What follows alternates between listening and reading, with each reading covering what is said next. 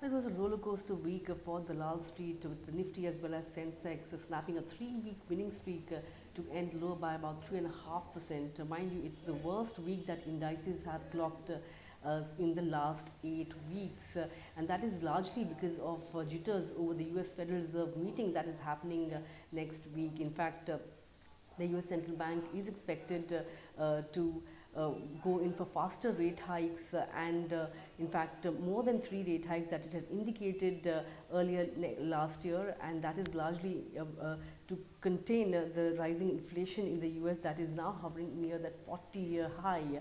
So that is something that has led to erratic behavior by the foreign investors who, mind you, had turned buyers after a bout of selling, but once again last week we saw some kind of selling coming in from foreign investors. In fact, when it comes to specific indices, the financials as well as technology were the biggest laggards for last week. Shares like Bajaj Finserv and Tech Mahindra were the top losers for the entire week.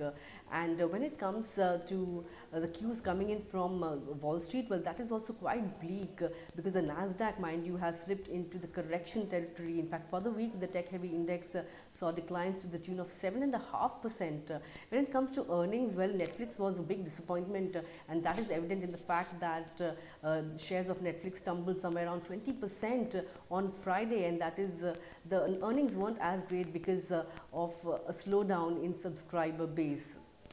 Coming to the earnings that we need to watch out for next week in the US, well, that is going to be the likes of Microsoft as well as Apple, which will be reporting earnings. When it comes to the domestic markets, Reliance Industries reported a stellar set of numbers on Friday evening, and the markets will be reacting to that on Monday morning. ICICI Bank and Yes Bank are the other counters that reported quarterly earnings on Saturday, and shares will be reacting to that on Monday morning as well. I would also like to mention about some of these newly listed new age companies. In fact, they have also come under a fair bit of pressure because if you look at Paytm, that shut shop below that 1,000 rupees mark. In fact, even Zomato has slipped below its listing price. And shares of Nykaa also, which is one of the profitable new age companies to have listed on the bourses, also came under a fair bit of pressure. So investors will also be watching out for these stocks that saw quite a bit of beating over the last 5 trading sessions. Pre-budget rally or not, it promises to be a volatile week for the Lal Street as investors watch out for cues from the US Federal Reserve as well as take stock of the FII, Foreign Investor Pulse.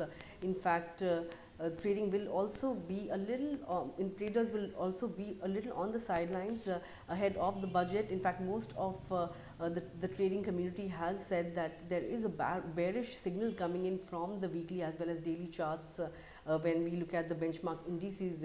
So all these factors will keep investors, may keep investors on the sidelines ahead of the budget.